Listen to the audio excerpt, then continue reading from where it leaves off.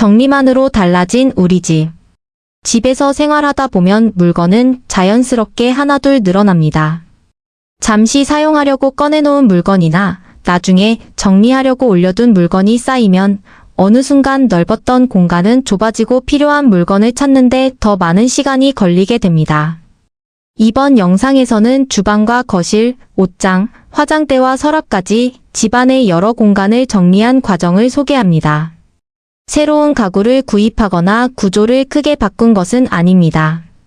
기존 물건을 다시 분류하고 각각의 물건이 있어야 할 위치를 정하는 것만으로 공간이 얼마나 달라질 수 있는지 보여드리겠습니다. 먼저 주방입니다. 정리 전에는 아일랜드 상판 위에 조리도구와 주방용품뿐 아니라 전자기기, 전선, 생활용품까지 함께 놓여 있었습니다. 아일랜드는 음식을 준비하고 조리 중인 물건을 올려놓는 공간이지만 여러 물건이 쌓이면서 실제로 사용할 수 있는 면적이 줄어들었습니다. 주방을 정리할 때는 먼저 물건을 용도와 사용 빈도에 따라 나누었습니다. 주방에서 사용하는 물건과 다른 공간에서 사용하는 물건을 구분하고 자주 사용하는 물건과 사용 빈도가 낮은 물건도 따로 분류했습니다. 가스레인지 주변에는 조리할 때 필요한 물건을 두고 싱크대 주변에는 설거지와 세척에 필요한 물건을 배치했습니다. 정수기와 전기포트처럼 매일 사용하는 가전제품은 한쪽에 모아 이동 동선을 단순하게 만들었습니다. 정리 후에는 아일랜드 상판 대부분이 비워졌습니다. 덕분에 원래의 넓은 조리 공간을 다시 사용할 수 있게 되었고 주방 전체도 훨씬 밝고 넓어 보이게 되었습니다. 정리의 목적은 모든 물건을 보이지 않게 숨기는 것이 아닙니다. 필요한 물건은 편리한 위치에 남겨두고 사용하지 않는 물건이 생활 공간을 차지하지 않도록 하는 것이 중요합니다. 다음은 거실입니다. 정리 전에는 바닥과 통로 주변에 이동식 서랍장, 생활가전, 침구류와 여러 생활용품이 놓여 있었습니다.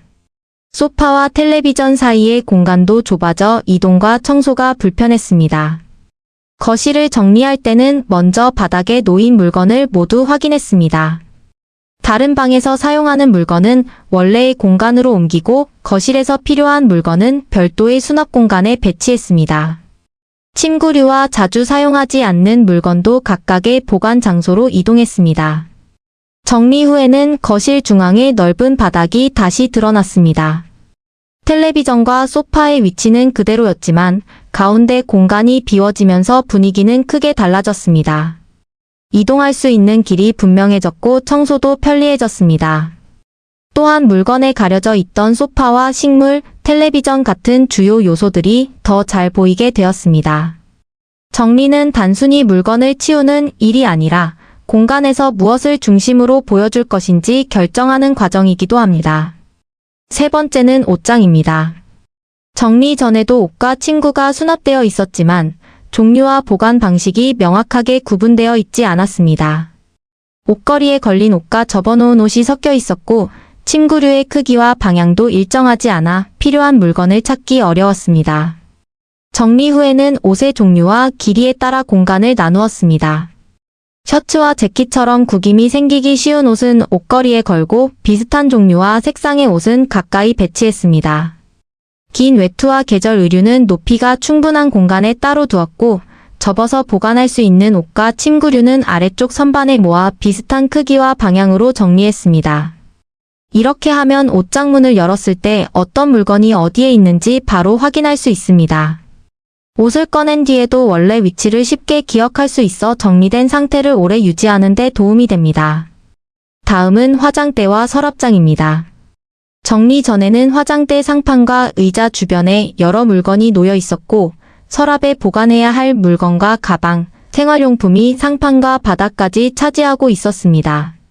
수납 가구가 충분해도 물건의 위치가 정해져 있지 않으면 상판과 바닥이 임시 보관 장소가 되기 쉽습니다.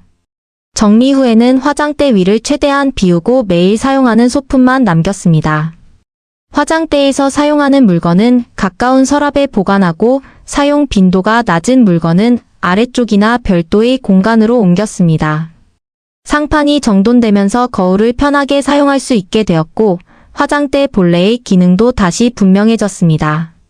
서랍 내부의 작은 물건도 용도에 따라 나누었습니다. 문구류는 펜과 메모지, 작은 사무용품으로 구분하고 화장품과 액세서리는 수납함과 칸막이를 활용해 서로 섞이지 않도록 했습니다.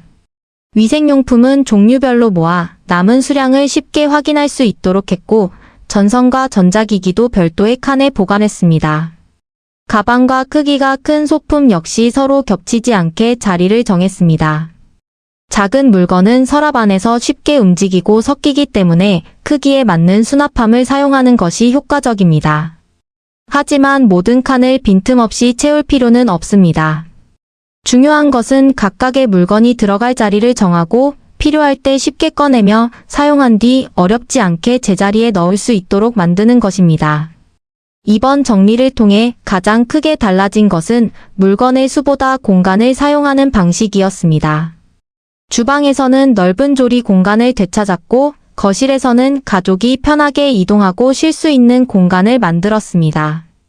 옷장에서는 옷을 한눈에 확인할 수 있게 되었고 화장대와 서랍에서는 작은 물건까지 쉽게 찾고 다시 정리할 수 있게 되었습니다. 정리는 한 번에 완벽하게 끝내는 일이 아닙니다. 현재의 생활 방식에 맞춰 물건의 위치를 정하고 사용한 뒤 자연스럽게 제자리로 돌아갈 수 있는 구조를 만드는 과정입니다. 비어있는 공간은 낭비되는 공간이 아닙니다. 이동을 편하게 하고 필요한 행동을 쉽게 만들며 일상의 여유를 더해주는 공간입니다. 물건을 정리하는 것은 단순히 집을 깨끗하게 만드는 일이 아닙니다. 내가 생활하는 공간을 이해하고 더 편안하고 효율적인 생활 방식을 만들어가는 과정입니다.